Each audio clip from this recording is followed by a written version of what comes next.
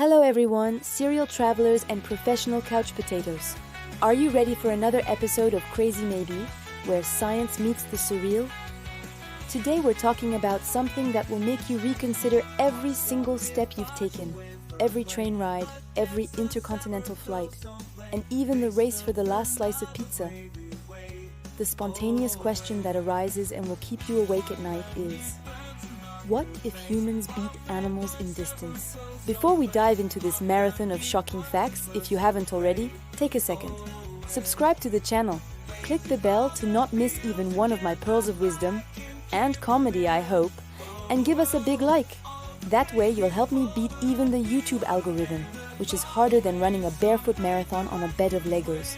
So imagine epic migrations, millions of wildebeest galloping across the African savanna, Arctic terns commuting from one pole to another as if they were on a trip to Riccione.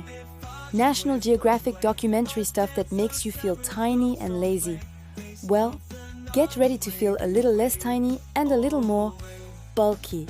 Because ladies and gentlemen, according to a crazy study by Lyell Greenspoon and colleagues from the Weizmann Institute of Science, humans are not only the dominant terrestrial biomass, we're practically everywhere like dust under the sofa, but we're also the planet's biggest migrators. Yes, you heard that right. We, with our office bodies, our smartphones always in hand, and our coffee addiction, move more than all terrestrial wild animals combined. It's like the sloth discovered sports cars.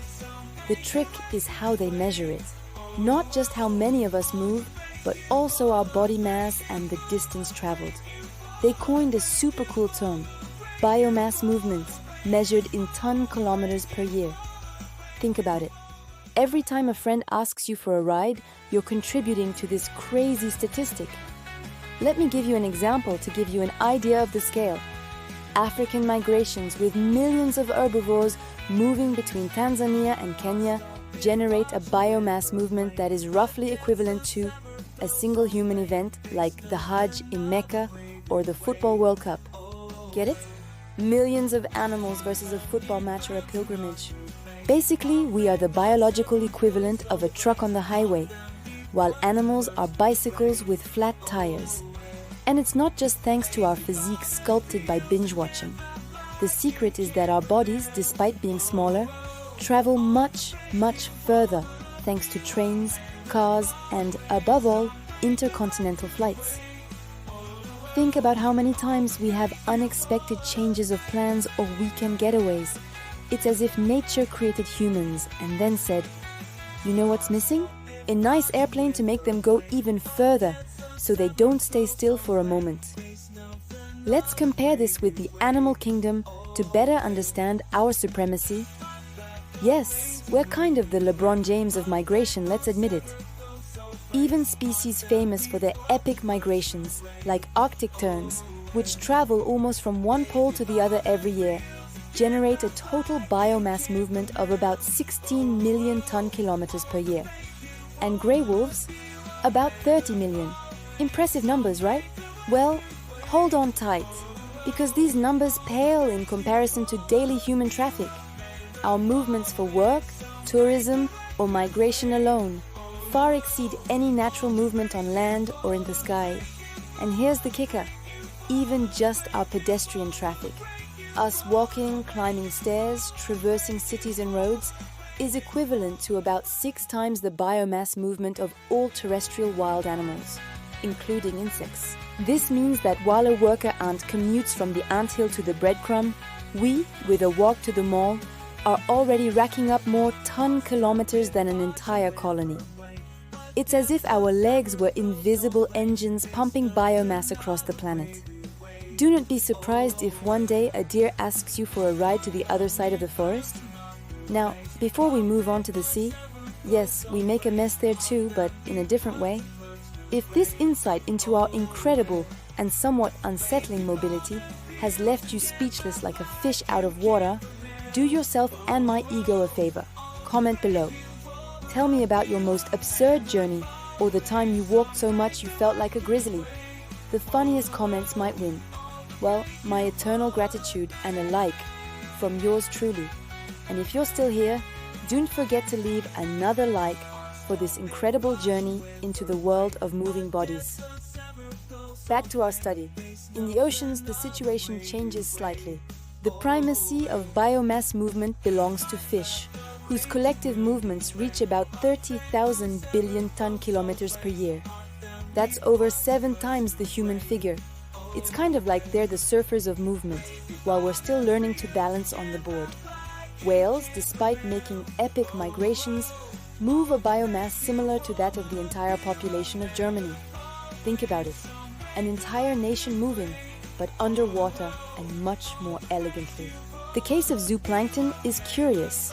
Despite being the planet's largest biomass reserve, it moves very little. Its total movement is about a quarter of human movement. In short, zooplankton is kind of my spirit animal on Sunday mornings. This human supremacy is a recent revolution. Until a few centuries ago, the world was completely different. Around 1850, humans constituted only a seventh of today's population, and most people never moved more than a few kilometers from their birthplace.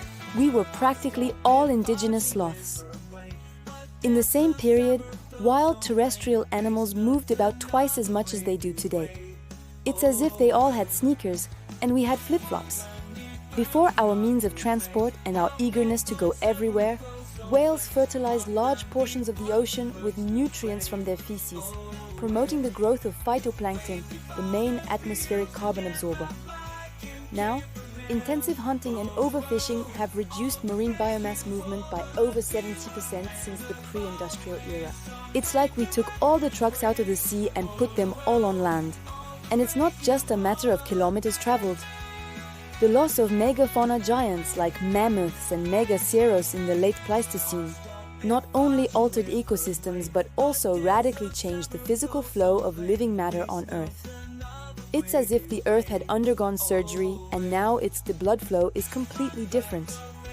A funny and somewhat disturbing thing about the study is that it only considers the biological mass of humans, ignoring the weight of the vehicles we use.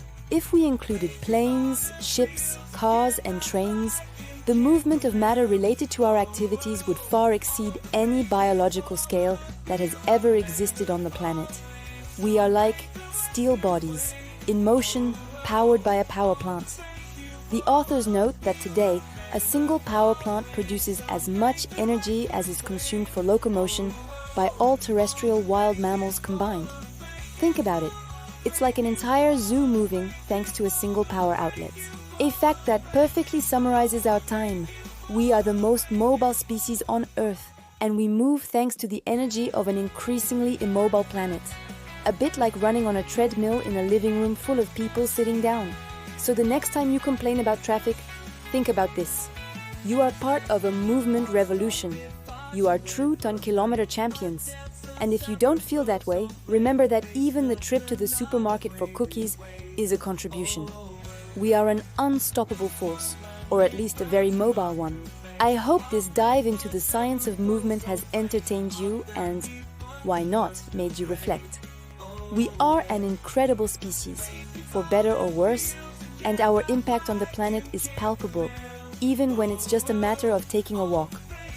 If this video has prompted you to do a couple of push-ups or book a trip, just kidding, but not really.